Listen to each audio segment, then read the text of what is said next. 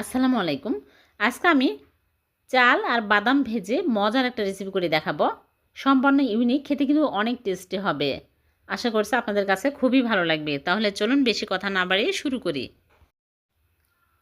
প্রথমে চুলায় প্যান বসিয়ে দিয়ে দিচ্ছি চাল। এখানে আমি আতপ চাল নিয়েছি ১ কাপ। যে কোনো চাল নিতে পারবেন। এখন আমি হালকা আঁচে নেড়েচেড়ে মুচমুচে করে ভেজে নেব। খেয়াল রাখতে হবে পুড়িয়ে যেন না যায়, তাহলে খেতে ভালো লাগবে না।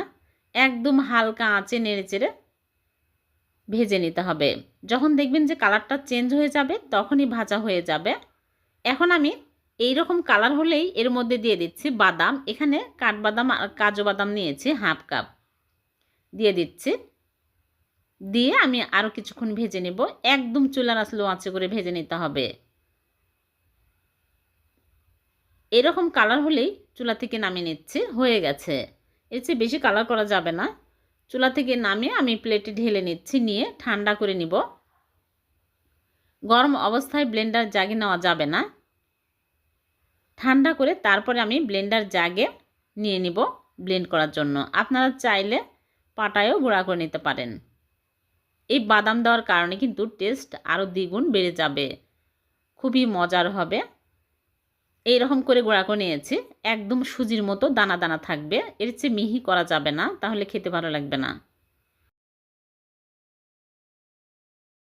সুন্দর ফ্লেভার পাওয়া যাচ্ছে। এখন আমি এক সাইডে রেখে দিচ্ছি। আর এদিকে চুলে একটা প্যান বসিয়ে প্যানটা গরম করে নিয়েছি। দিয়ে দিচ্ছি চিনি হাফ কাপ।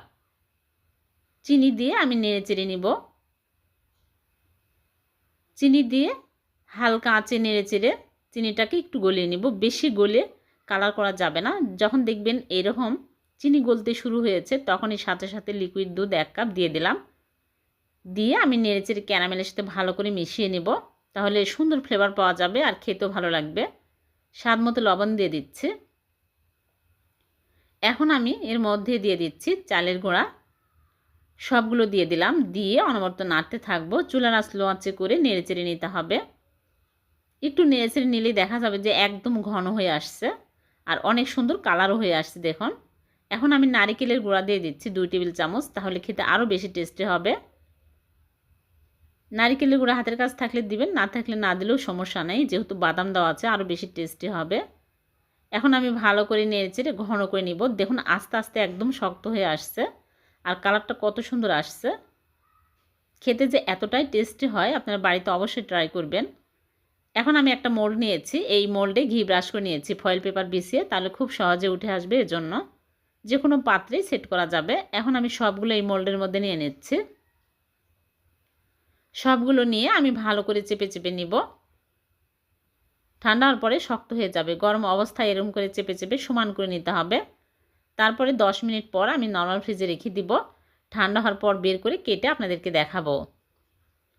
ফিরে আসলাম ঠান্ডা হওয়ার পর, বের করে নিয়ে আসলাম। এখন আমি মোল্ড আউট করে কেটে আপনাদেরকে দেখাচ্ছি কতটা মজার হয়েছে দেখতে। খুবই টেস্টি। এভাবে আপনারা বাড়িতে চাল ভেজে বানিয়ে দেখবেন, বরফি খুবই মজার হয়। এখন আমি কেটে নিচ্ছি। কেটে পরিবেশন করে আপনাদেরকে দেখাচ্ছি কতটা টেস্টি হয়েছে। খুবই সহজ আর খুবই মজার। এখন আমি কেটে আপনাদেরকে পরিবেশন করে দেখিয়ে দিলাম। এভাবে আপনারা বানিয়ে দেখবেন, এতটা টেস্টি হবে ভাবতেও পারবেন না। মিষ্টি খেতে মন চাইলে এই বরফি বানিয়ে খেতে পারবেন। মাত্র চাল আর বাদাম দিয়ে যে এত মজার একটা বরফি তৈরি করা যাবে আপনারা ভাবতেও পারবেন না। খুবই টেস্টি হয়েছে। আজকে আমি সিমাই আর ডিম দিয়ে ভীষণ মজার একটা ডেজার্ট বানিয়ে দেখাবো। সম্পূর্ণ ইউনিক হবে আর খেতে হবে দুর্দান্ত স্বাদের। আশা করছি আপনাদের কাছে খুবই ভালো লাগবে। তাহলে চলুন রেসিপি শুরু করি। প্রথমে এখানে একটা লাচ্চা সেমাইয়ের প্যাকেট নিয়েছি। এখান থেকে 1.5 কাপ লাচ্চা সেমাই মেপে নিচ্ছি। মেপে নিলে অন্যান্য উপকরণগুলো নিতে সুবিধা হয়। আপনারা চাইলে আর কমিয়ে বাড়িয়ে নিতে পারবেন, তবে অন্যান্য উপকরণগুলো ঠিক রাখতে হবে। এক সাইডে রেখে দিলাম। আর এদিকে চুলে একটা প্যান বসে ঘি দিয়ে দিচ্ছি 1 চামচ। ঘি যখন গরম হয়ে যাবে তখন দিয়ে দিচ্ছি সিমাই। সিমাই দিয়ে হালকা আঁচে নেড়েচেড়ে ভেজে নেব। এই সেমাইগুলো ঘিয়ের মধ্যে ভাজাই থাকে, তারপর আরেকটু ভেজে নিলে বেশি ভালো হবে। আর সুজি নিয়েছি 2 টেবিল চামচ, দিয়ে হালকা আঁচে নেড়েচেড়ে ভেজে নেব। খেয়াল রাখতে হবে পুড়িয়ে যেন না যায়, তাহলে খেতে ভালো লাগবে না। একদম হালকা আঁচে 2-3 মিনিট ভেজে নিয়েছি। এখন আমি চুলা থেকে নামিয়ে একটা প্লেটে ঢেলে নিচ্ছি। নিয়ে এক সাইডে রেখে দিব, ঠান্ডা হতে থাকুক। আর এদিকে একটা বোলের মধ্যে নিয়ে নিচ্ছি ডিম। এখানে 2টা ডিম ভেঙে নিচ্ছি।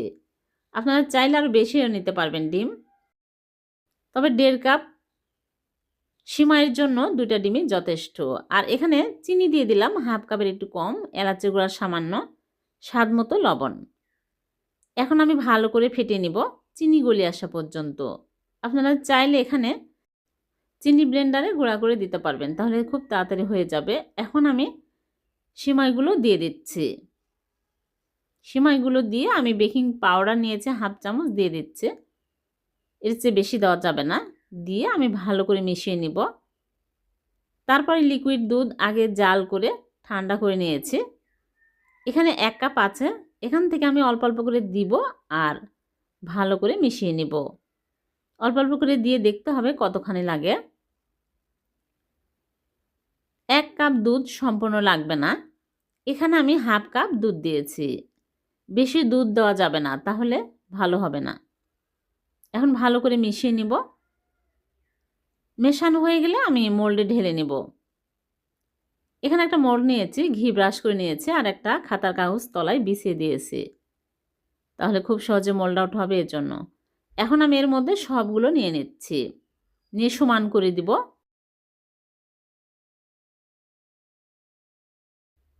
তারপরে বাদাম কুচি দিয়ে দিচ্ছি। কাঠবাদাম, কাজু বাদাম কুচি করে দিয়ে দিচ্ছি, তাহলে খেতে আরও বেশি টেস্টি হবে। এখন ট্যাপ করে নিচ্ছি, এরম করে বাবলস থাকলে বের হয়ে যাবে। তারপরে আমি চুলায় আগে থেকে একটা প্যান বসিয়ে 5 মিনিট গরম করে নিয়েছি আর একটা স্ট্যান্ড বসিয়ে দিয়েছি। এর মধ্যে বসিয়ে দিচ্ছি, দিয়ে চুলার আঁচ একদম লো আঁচে করে ঢেকে জাল করব 30 মিনিট। এক এক চুলার আঁচ এক এক রকম কম বেশি লাগতে পারে। 30 মিনিট পর আমি টুথপিক দিয়ে চেক করে দেখব হয়েছে কি না। টুথপিক যদি দেখেন ক্লিনভাবে বের হয়েছে, তখন বুঝতে হবে হয়ে গেছে। এখন আমি চুলা থেকে নামিয়ে নিচ্ছি। চুলা থেকে নামিয়ে ঠান্ডা করে নেব, নিয়ে তুলে আপনাদেরকে দেখাবো। গরম অবস্থায় তুলতে যাবেন না, তাহলে ভেঙে যাবে। ঠান্ডা হয়ে গেছে, এখন আমি এইরকম করে একটু সাইড দিয়ে আলগা করে নিচ্ছি, তাহলে খুব সহজে উঠে আসবে। খুব সহজে কিন্তু মোল্ড আউট হয়ে গেল। দেখলেন তো কত সহজে হয়ে গেল সিমাইয়ের মজাদার একটা ডেজার্ট কেকও বলা যায়। খেতে কিন্তু দুর্দান্ত স্বাদের। কাগজ তুলে ফেলে দিয়েছে আর কেটে আপনাদেরকে দেখাচ্ছি কতটা স্পঞ্জি হয়েছে। আপনারা বাড়িতে অবশ্যই ট্রাই করবেন, সবাই অনেক পছন্দ করবে। ইউনিক একটা রেসিপি, খুবই মজার খেতে, খুবই ভালো লাগে, আনকমন। আপনারা অবশ্যই বাসায় ট্রাই করবেন। আমি সবগুলো কেটে নিচ্ছি। খুবই সহজ আর খুবই মজার, যে কেউ খুব সহজে বানিয়ে খেতে পারবেন। ভিডিওটি যদি ভালো লেগে থাকে লাইক কমেন্ট শেয়ার করতে ভুলবেন না, অন্যকে দেখার সুযোগ করে দিবেন। আপনাদের একটা লাইক কমেন্ট আমাকে অনুপ্রাণিত করে। আবারও দেখা হবে। আল্লাহ হাফেজ।